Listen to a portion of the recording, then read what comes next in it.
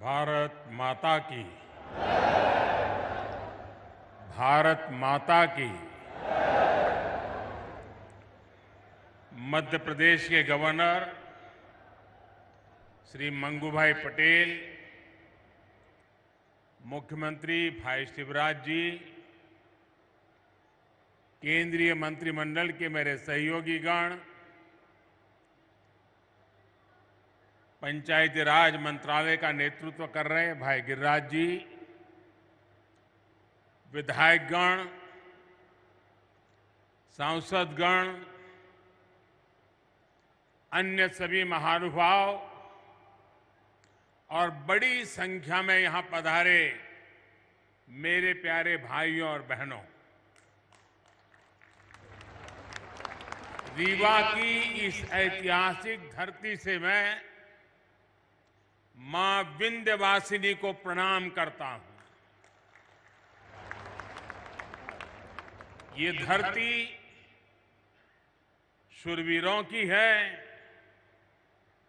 देश के लिए मर मिटने वालों की है।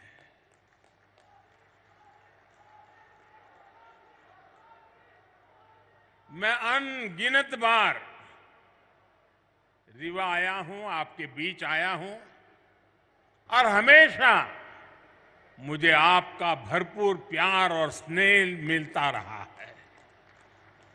आज भी इतनी बड़ी संख्या में आप सभी लोग हमें आशीर्वाद देने आए हैं। मैं आप सभी का हृदय से आभार व्यक्त करता हूं। आप सभी को देश की 2.5 लाख से अधिक पंचायतों को राष्ट्रीय पंचायती राज दिवस की बहुत बहुत शुभकामनाएं। आज आपके साथ ही 30 लाख से ज्यादा पंचायत प्रतिनिधि भी हमारे साथ वर्चुअली जुड़े हुए हैं। ये निश्चित रूप से भारत के लोकतंत्र की बहुत ही सशक्त तस्वीर है। हम सभी जनता के प्रतिनिधि हैं। हम सभी इस देश के लिए, इस लोकतंत्र के लिए समर्पित है। काम के दायरे भले ही अलग अलग हो, लेकिन लक्ष्य एक ही है, जन सेवा से राष्ट्र सेवा। मुझे खुशी है कि गांव गरीब का जीवन आसान बनाने के लिए जो भी योजनाएं केंद्र सरकार ने बनाई हैं, उन्हें हमारी पंचायतें पूरी निष्ठा से जमीन पर उतार रही है।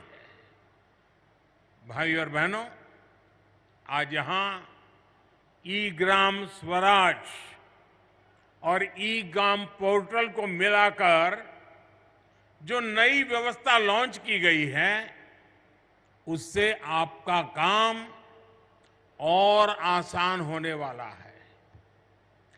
पीएम स्वामित्व योजना के तहत भी देश के 35 लाख ग्रामीण परिवारों को प्रॉपर्टी कार्ड दिए गए हैं।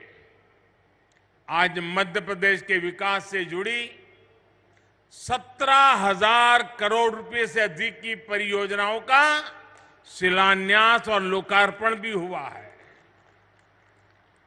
इसमें रेलवे के प्रोजेक्ट्स हैं, गरीबों को पक्के घर के प्रोजेक्ट्स हैं, पानी से जुड़ी परियोजनाएं हैं, गांव गरीब का जीवन आसान बनाने वाले, रोजगार का निर्माण करने वाले इन प्रोजेक्ट्स के लिए भी मैं आप सभी को बहुत बहुत बधाई देता हूं। साथियों, आजादी के इस अमृत काल में हम सभी देशवासियों ने विकसित भारत का सपना देखा है और उसे पूरा करने के लिए दिन रात मेहनत कर रहे हैं। भारत को विकसित बनाने के लिए भारत के गांवों की सामाजिक व्यवस्था को विकसित करना जरूरी है। भारत को विकसित बनाने के लिए भारत के गांवों की आर्थिक व्यवस्था को विकसित करना जरूरी है। भारत को विकसित बनाने के लिए भारत के गांवों की पंचायती व्यवस्था को भी विकसित करना जरूरी है। इसी सोच के साथ हमारी सरकार देश की पंचायती राज व्यवस्था को मजबूत करने के लिए लगातार काम कर रही है। पहले की सरकारों ने कैसे पंचायतों से भेदभाव किया और उनसे उल्टा कैसे हम उन्हें सशक्त कर रहे हैं, पंचायतों में सुविधा बढ़ा रहे हैं, ये आज गांव वाले भी देख रहे हैं, देश के लोग भी देख रहे हैं। 2014 के पहले पंचायतों के लिए वित्त आयोग का अनुदान 17,000 करोड़ रुपए से भी कम था। आंकड़ा याद रखोगे आप? आंकड़ा याद रखोगे? कुछ आप बताओगे तो मुझे पता चलेगा। याद रखोगे? 14 के पहले 17,000 करोड़ से कम।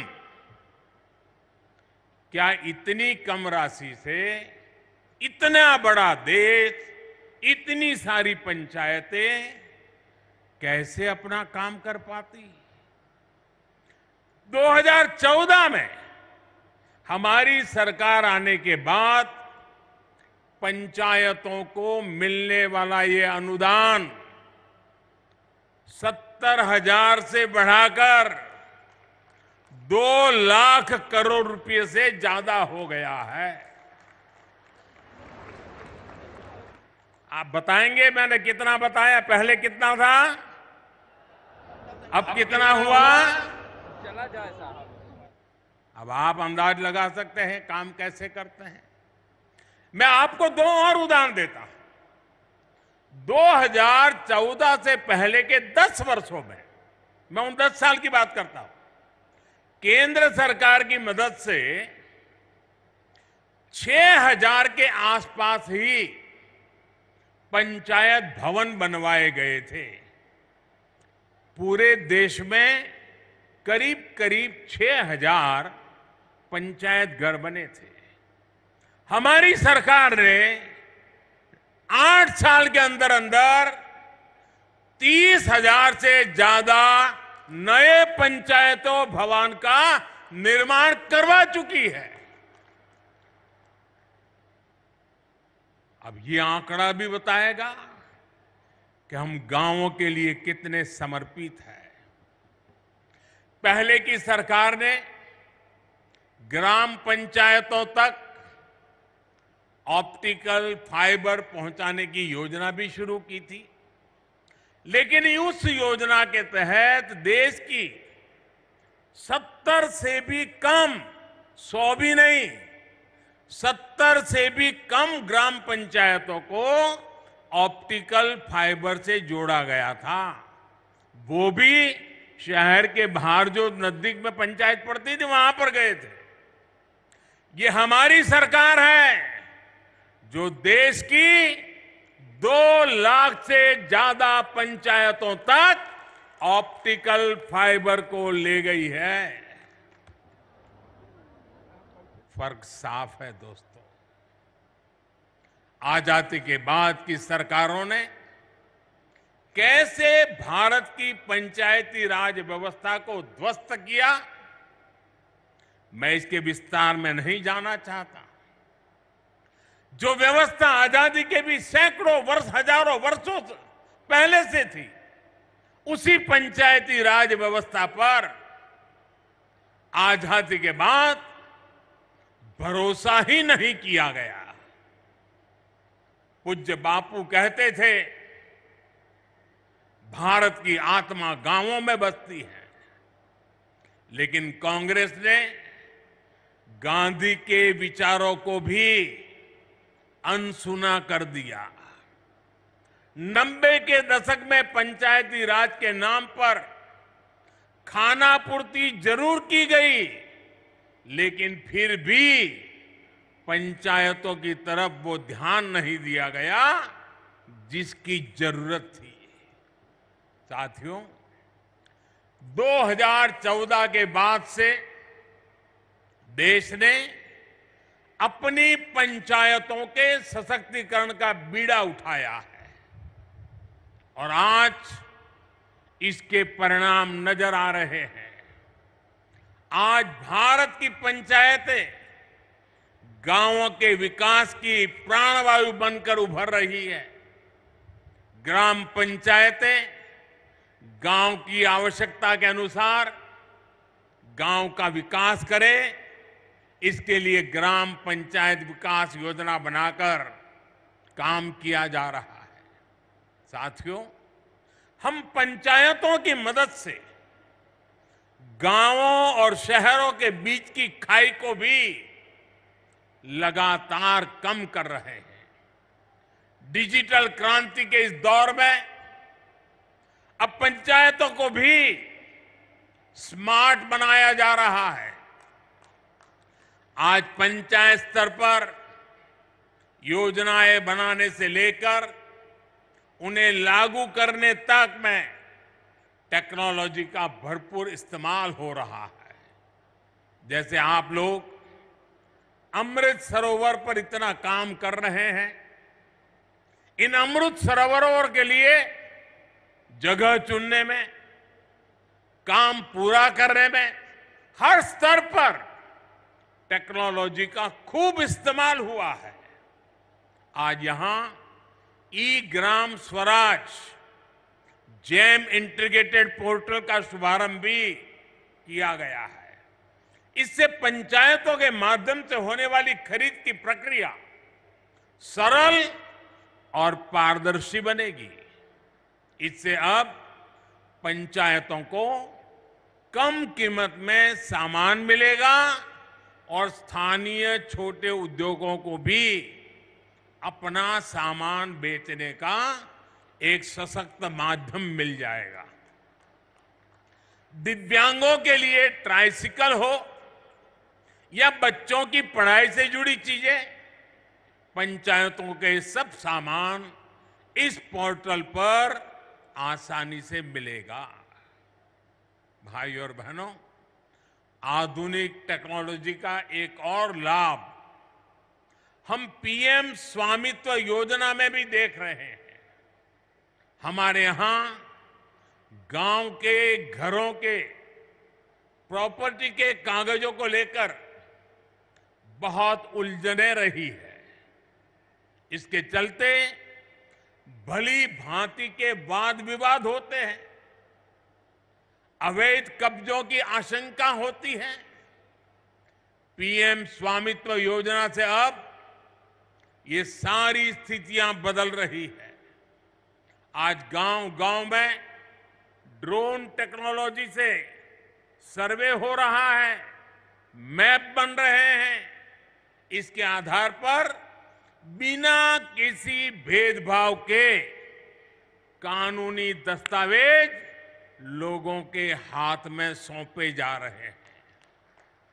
अभी तक देश भर में 75,000 गांवों में प्रॉपर्टी कार्ड देने का कार्य पूरा हो चुका है और मुझे खुशी है कि मध्य प्रदेश की सरकार इसमें बहुत बेहतरीन काम कर रही है। साथियों, मैं कई बार सोचता हूं कि छिंदवाड़ा के जिन लोगों पर आपने लंबे समय तक भरोसा किया, वो आपके विकास को लेकर, इस क्षेत्र के विकास को लेकर इतना उदासीन क्यों रहे? इसका जवाब कुछ राजनीतिक दलों की सोच में है। आजादी के बाद जिस दल ने सबसे ज्यादा समय तक सरकार चलाई, उसने ही हमारे गांवों का भरोसा तोड़ दिया। गांव में रहने वाले लोग, गांव के स्कूल, गांव की सड़कें, गांव की बिजली, गांव में भंडारण के स्थान, गांव की अर्थव्यवस्था कांग्रेस शासन के दौरान सबको सरकारी प्राथमिकताओं में सबसे निचले पायदान पर रखा गया। भाइयों और बहनों, देश की आधी से ज्यादा आबादी जिन गांवों में रहती है, उन गांवों के साथ इस तरह सौतेला व्यवहार करके देश आगे नहीं बढ़ सकता। इसलिए 2014 के बाद जब आपने हमें सेवा का अवसर दिया, तो हम गांव की अर्थव्यवस्था को, गांव में सुविधाओं को, गांव के लोगों के हितों को सर्वोच्च प्राथमिकता में ले आए हैं। उज्ज्वला योजना के तहत जो 10 करोड़ गैस कनेक्शन मिले, वो गांव के लोगों को ही तो मिले हैं। हमारी सरकार में गरीबों के जो देश भर में 4.25 करोड़ से भी अधिक घर बने हैं, उसमें से 3 करोड़ से अधिक घर गांव में ही तो बने हैं। और इसमें भी बड़ी बात यह है कि इन ज्यादातर घरों में मालिकाना हक हमारी बहनों, बेटियों, माताओं का भी है। हमारे यहां एक ऐसी ट्रेडिशन चली, घर हो तो पुरुष के नाम पर, दुकान हो पुरुष के नाम पर, गाड़ी हो पुरुष के नाम पर, खेत हो पुरुष के नाम पर, महिलाओं के नाम पर कुछ होता ही नहीं था। हमने ये रिवाज बदला है और मालिकाना हक हमारी माताएं, बहनें, बेटियां बने। साथियों, भाजपा की सरकार ने देश की करोड़ों महिलाओं को घर की मालकिन बनाया है। और आप जानते हैं, आज के समय में पीएम आवास का हर घर लाख रुपए से भी ज्यादा कीमत का होता है। यानी भाजपा ने देश में करोड़ों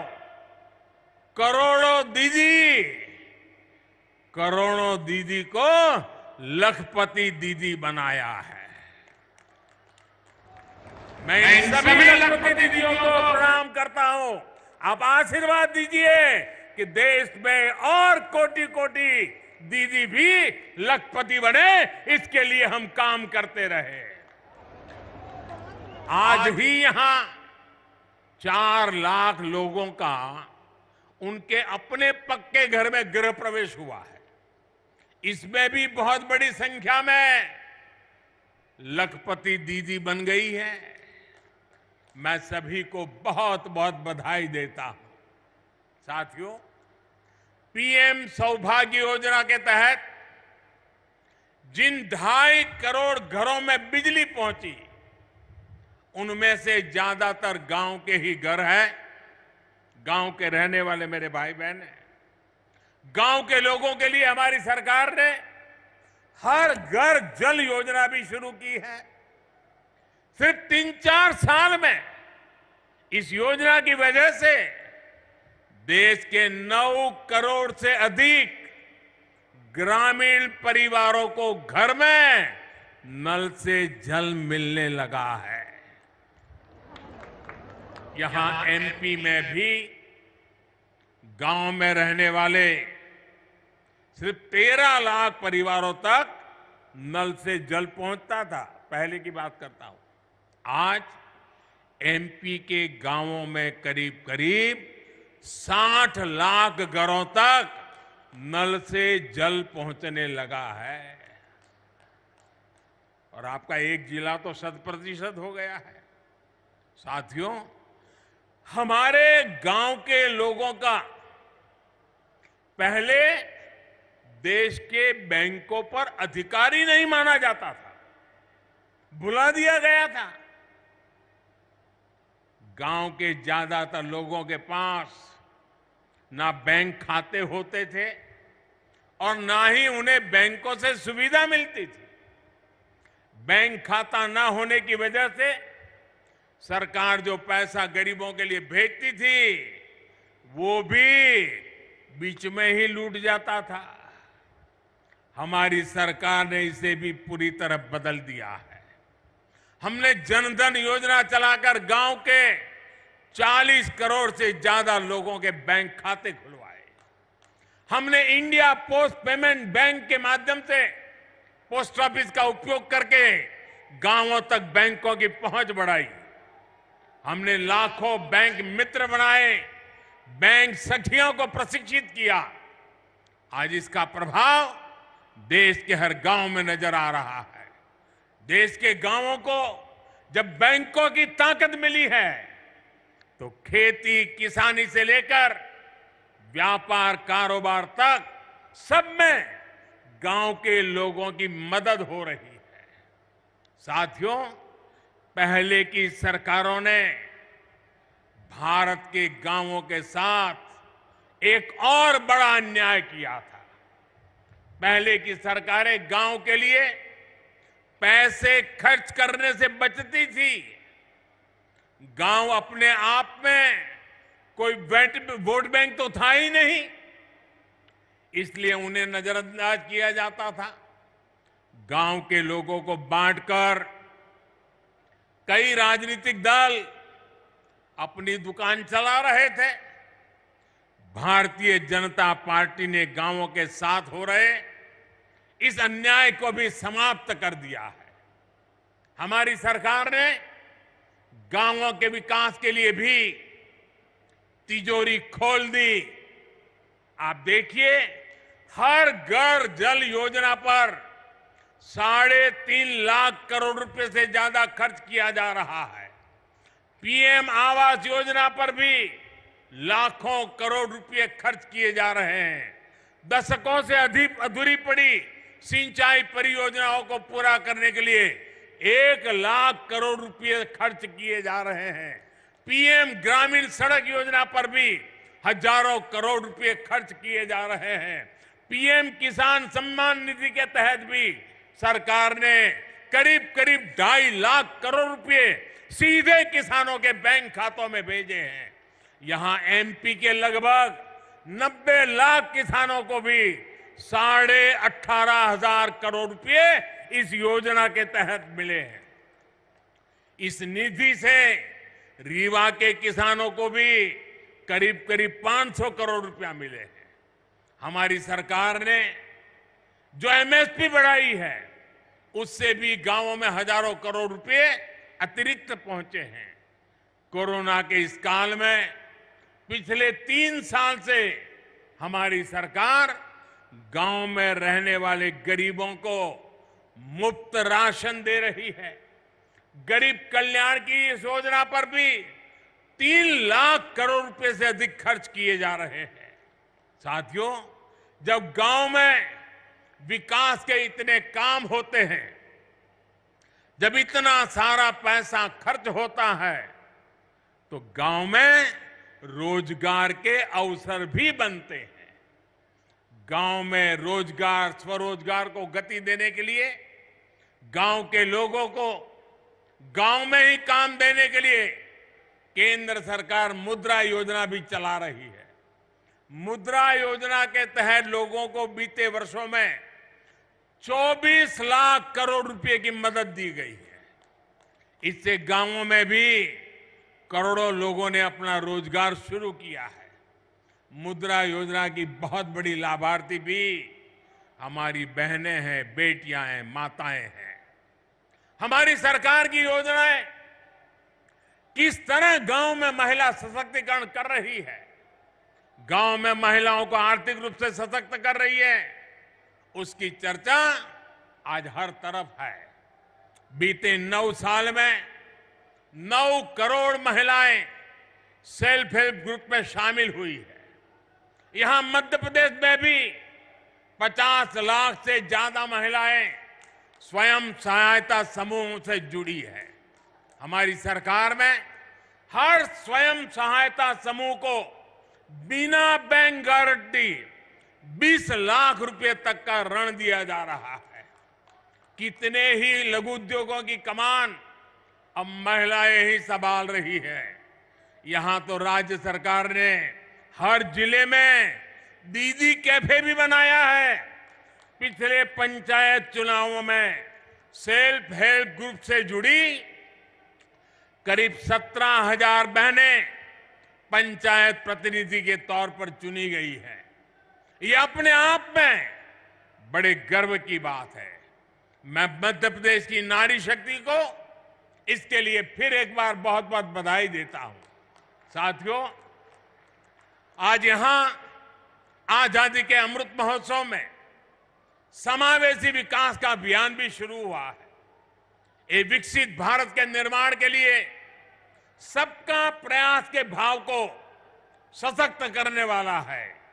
विकसित भारत के लिए देश की हर पंचायत, हर संस्था का प्रतिनिधि, हर नागरिक, हम सबको जुटना होगा। ये तभी संभव है जब हर मूल सुविधा तेजी से 100% लाभार्थी तक पहुंचे, बिना किसी भेदभाव के पहुंचे। इसमें आप सभी पंचायत प्रतिनिधियों की भूमिका बहुत बड़ी है। भाई और बहनों, पंचायतों द्वारा खेती से जुड़ी नई व्यवस्थाओं को लेकर भी जागरूकता अभियान चलाने की जरूरत है। प्राकृतिक खेती को लेकर आज देश में बहुत व्यापक स्तर पर काम चल रहा है। यहां भी केमिकल खेती के नुकसान के बारे में चर्चा हुई है। हमने देखा कि कैसे हमारी बेटियों ने धरती मां की तकलीफ के बारे में हम सभी को बताया।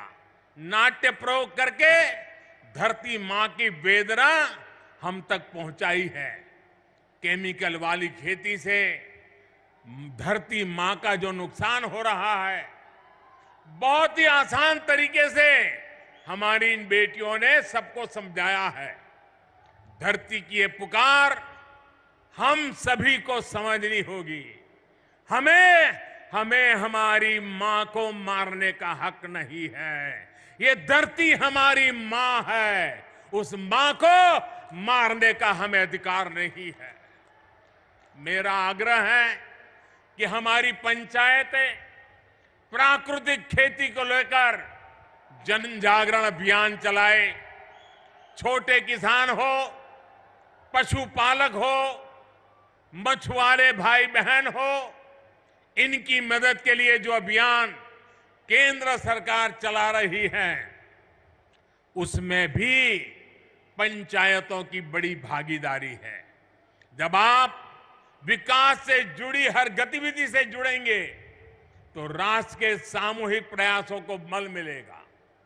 यही अमृत काल में विकसित भारत के निर्माण की ऊर्जा बनेगी। साथियों, आज पंचायती राज दिवस पर मध्य प्रदेश विकास को नई गति देने वाली कई और परियोजनाओं का शिलान्यास और लोकार्पण हुआ है। Chhindwara Nainpur Mandla fort rail line के बिजलीकरण से इस क्षेत्र के लोगों की दिल्ली, चेन्नई और हावड़ा, मुंबई तक कनेक्टिविटी और आसान हो जाएगी। इसका बड़ा लाभ हमारे आदिवासी भाई बहनों को भी होगा। आज छिंदवाड़ा नैनपुर के लिए नई ट्रेनों भी शुरू हुई है। इन नई ट्रेनों के चलने से कई कस्बे और गांव अपने जिला मुख्यालय छिंदवाड़ा सिवनी से सीधे जुड़ जाएंगे। इन ट्रेनों की मदद से नागपुर और जबलपुर जाना भी आसान हो जाएगा। आज जो रीवा इतवारी छिंदवाड़ा नई ट्रेन चली है, उससे भी अब सिवनी और छिंदवाड़ा सीधे नागपुर से जुड़ जाएंगे। ये पूरा क्षेत्र तो अपने वन्य जीवों के लिए बहुत प्रसिद्ध है। यहां की बढ़ती हुई कनेक्टिविटी यहां पर्यटन भी बढ़ाएगी और रोजगार के नए अवसर भी बनाएगी।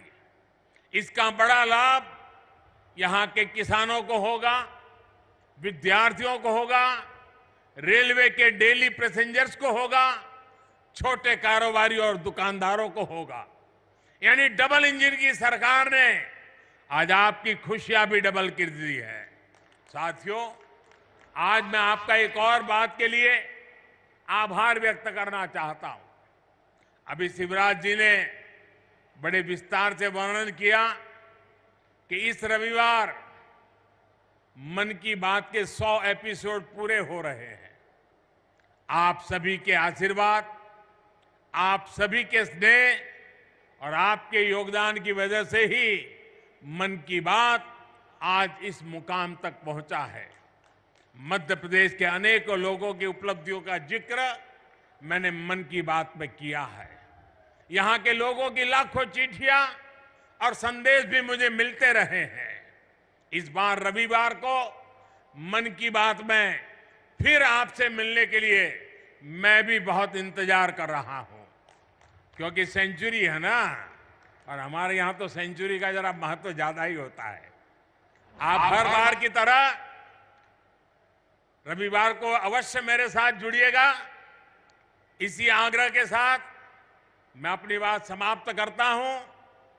एक बार फिर आप सभी को पंचायती राज दिवस की अनेक अनेक शुभकामनाएं देता हूं। बहुत बहुत धन्यवाद। भारत माता की, भारत माता की, भारत माता की।